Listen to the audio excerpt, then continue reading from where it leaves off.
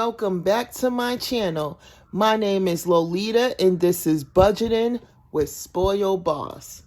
In today's video, you will see me doing my low priority sinking fund and my personal savings challenges. And let's not forget that gem that y'all always get at the end. So if this sounds like something you would be interested in, please stay tuned. And don't forget to like, share, comment, and subscribe. Now let's get started. Today's total for this video is going to be $210. 50, 70, 90, 100, 20, 40, 60, 80, 90, 200, 5, 6, 7, 8, 9, 10. Totaling $210. All right, first up is Beauty, and Beauty is going to get $10.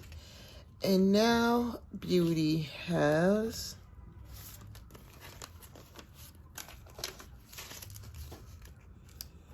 $150, 60, 70, 75, 80. $180 is now in Beauty. This one is going to be short, sweet, and to the point. A lot of these are not going to get anything inside. So business will not be getting anything this week. Self-care will not be getting anything. Travel will not be getting anything. Fun will not be getting anything. Cell phone is going to get $10. And now cell phone has 10, 20, 30, 35, 40. $40 is now in cell phone. We just paid our cell phone bill on the 10th, so we're good to go for next month. Perfume would not be getting anything. Sneakers would not be getting anything. Miscellaneous would not be getting anything. Lux is not getting anything. Given is going to get $5, and now Given has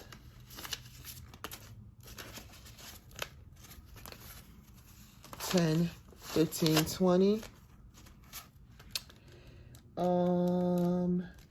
Clothes would not be getting anything, but nails is going to get $10, and now nails has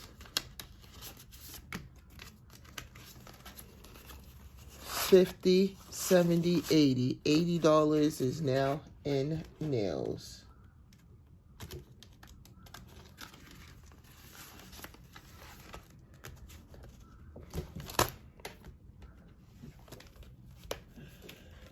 The $1,000 savings challenge, and that's going to get $40.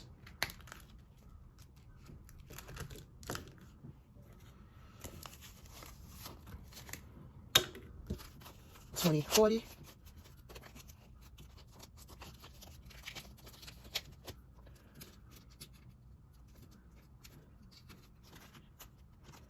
Y'all are struggling with these, but I love these little binders. Little cash savings. Next up is going to be the 100 envelope savings challenge. And this is going to get $43.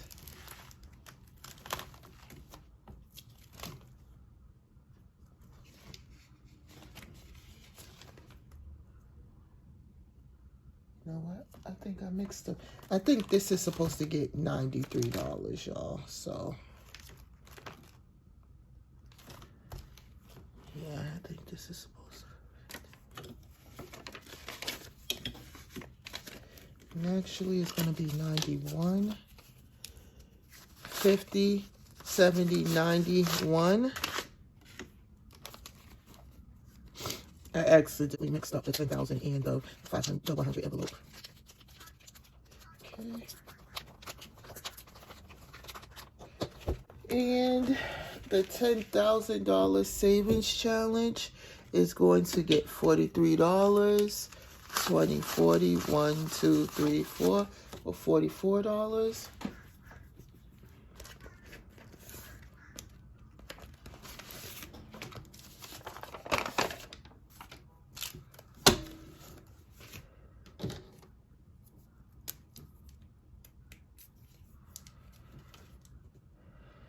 -4.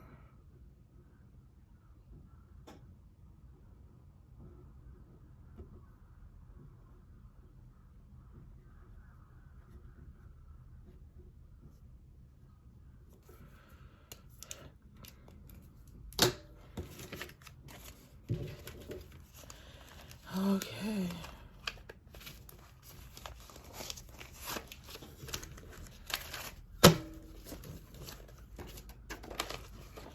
It's starting to get somewhere, y'all, but I'm gonna have to start tackling some of these bigger numbers. But honestly, most of this, I want to say from here up is rollover.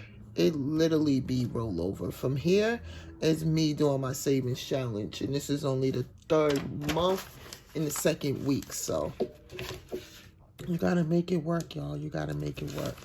And all the time, y'all tell me, it's so hard to get started, or, you know, I messed up. We all mess up. I tell y'all all the time, I used to be a real impulsive shopper. But I've learned, my problem is I buy things and then as soon as I get it, I don't even wear it, or don't. It just sits around. I end up giving people, I swear, throughout the year, do you know how much of my friends that get new clothes still with the tag on there? It got so ridiculous that now I'm like, if you're going to buy it, you better wear it. So I live in New England. The weather is crazy up here. So I'm going to start wearing a lot of my winter stuff. But today I did go on Shein. And I was very proud of myself because January, no spending. February, no spending. March, I just did it for March. I just got something today. I spent about $125 or somewhere around there, and now I got all my spring summer stuff. So that's what I did. I didn't get anything else winter because I still have a lot of things in my closet that I really need to wear. So yeah, I just always try to get sales and stuff like that, but I mess up too. I mess up all the time, and I tell y'all about it. You just cannot cry over spilt milk. You got to pick it up and keep it moving. Next time, try doing this. If you want to purchase something, go online, put it in your cart, and then forget about it. If you're still thinking about that item a day, 2, 3 days later, if it's still on your mind, buy it. If you wake up and don't think about it, it's something that you didn't need. It was just an impulse buy. It's a want versus a need. You learn little tricks to make yourself not do it over and over and over again. You don't want to be a gluttony for punishment for the same thing. But at the same time, you don't want to get down on yourself for doing the same thing. So if you want to break that habit, if you shop online, put it in the cart, forget about it, X out, do what you got to do, keep strolling on Instagram, whatever you ever. Next day, if you wake up with it still on your mind, a lot of times the next day you forget about it. You be all like, what? Until you go back on there because you like want to window shop. I don't literally window shop. Like I don't go to stores too often. I basically go to the mall twice a year. My birthday and Christmas, day after Christmas. That's the only time. Everything else is online. So I put, you know how much stuff in Shein? I got like 98 things in my cart right now. I'm not going to buy all that stuff, but I just like going on there. I pick out this, put it in the cart. I'm like, let me think about it. X out. And a lot of that stuff just sits there because I didn't forget about it, but I know I'm not going to really need it. It's like a want versus a need. But enough about that. What I wanted to talk to you guys about today was, again, something that I seen on the internet, but I feel like I have a lot of parents on here, and I am so not trying to tell y'all how to parent because I am so not trying to get cussed out. I do understand everybody. It's your children, and you are going to do what you want with your children. But I seen this today, and it made me be all like, I need to address this on my channel to make sure the people who are listening to me make sure that they are aware, like they know what's going on. So basically, I seen this little clip. It's like 20 guys, like 20 girls trying to date a rapper or whatever, and they all come out one-on-one.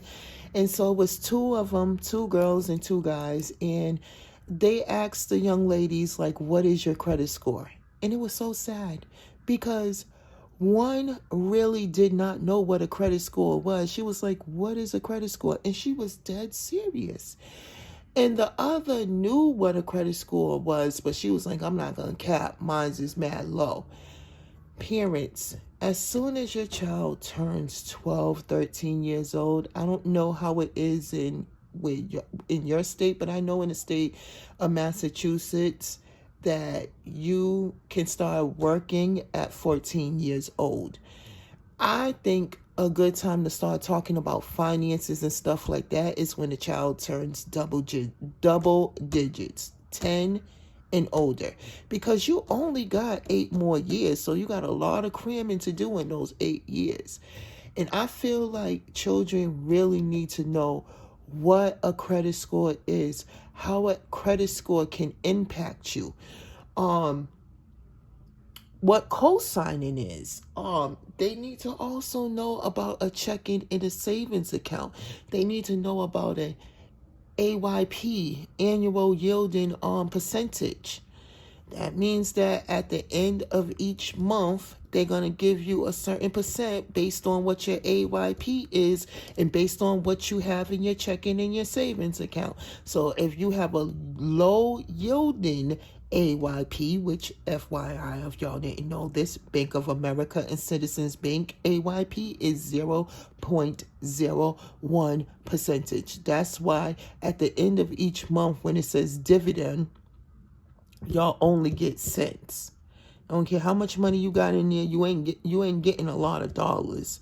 You probably get, even if you have $100K in there, you'll probably get like $5 or something like that if you're lucky. Capital One 360 performance account has a 4.3 APY percentage. You're going to get back more dollars and less cents. Sophie, SOFI, I never really heard of this bank, but they give a 5% APY yielding. So these are things that, as with your kids, that you need to talk about, and you need to make sure they're aware, and it's best to do it while they're young and they're still eager to learn, because if you wait until they get 17, 18, they ain't going to want to hear all that. They're going to think that you are trying to control their money, which you're not, because you are trying to teach them from your mistake, but you just waited too long. You know what I'm saying? And another thing that I seen was a young man and young woman went out on a date, and so they was having a conversation, and the young woman said that, she didn't want to have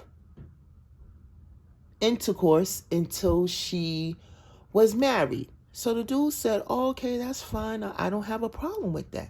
So he said, if we're going to go out on dates, the dates got to be Dutch. Like, I'm not spending no money on no woman until I get married.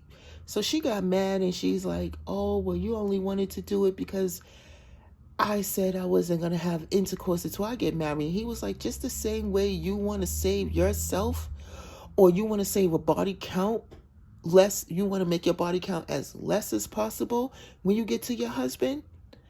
I want to make sure I'm financially set for my wife. I feel like he was not in the wrong for doing that. And these are conversations that needs to be had. If you have a daughter, it is not a man's obligation to make sure that your daughter is financially set. It should be her obligation too, because if she's sitting up here and she's financially obligated on this guy, she has no income coming in, and he decides he's gonna up and leave her and kick her out, what is she gonna do? You have nothing set. Let's say he took care of you for 2 years. For 2 years, you have no work history. For 2 years, you have no income coming in. For 2 years, you just spent. So you have nothing really saved. For 2 years, you have no apartment history, no nothing. You're basically starting over from scratch. Or you're going to try to get you another person to replace the last person, which there ain't too many. Guys are now getting smarter. Now, back in the 60s, 50s, 70s, 80s, 90s, a pretty face. And a pretty face and other things can get you a man that was willing to spend. We in 2024. They looking for more than that. I feel like, and this is conversations to have with your son too.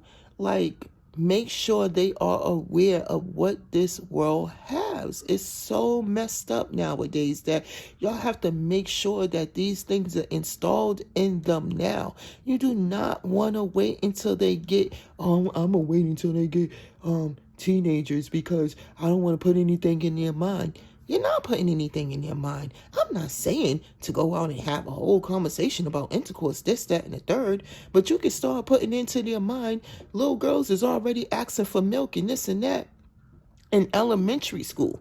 You can correct it in, like, look, son, her mother, I'm quite sure her mother works the same way you work. You want to be careful with that because every day she's going to be expecting it. You can give life lessons at their age. It's still happening now. When you give your kids money to go to the corner store and buy themselves snacks and stuff like that, and they with their friends, you don't think that friend, that user friend isn't around? What you think they ain't using at 8, 9, 10? No. Y'all grew up with people who had money but always was using somebody else for something and parking in theirs. Y'all grew up with all these. It's the same thing. You can teach them at the same level. I'm not saying they have to be grown, but these are things that you want to get instilled in their mind now so they would know what type of woman or what type of man to look for. If I had a daughter, I'm teaching her, you need to cook, you need to clean, you need to know what your credit score is, what a credit score is, what an APY is. You need to know how to make money, how to save money, what to look for in a man. Yeah, make sure he's opening your door. Make sure he walk up to the porch and ring your bell.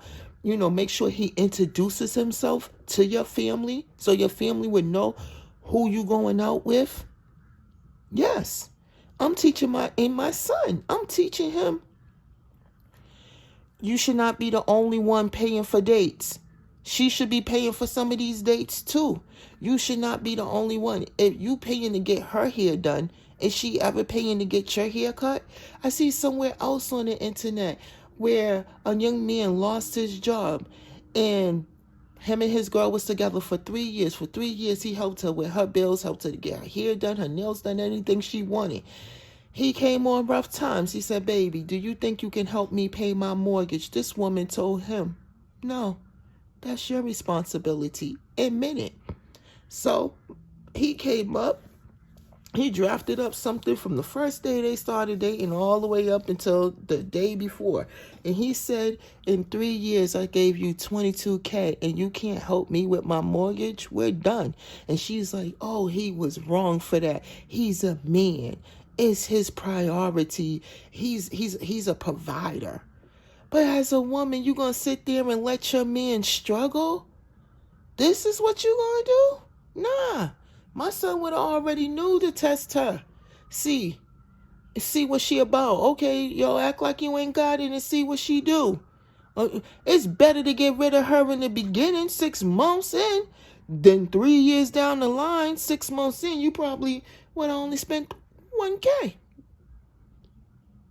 You would have still had $21K. You wouldn't have never had to ask nobody for no mortgage because you still wouldn't have had $21K.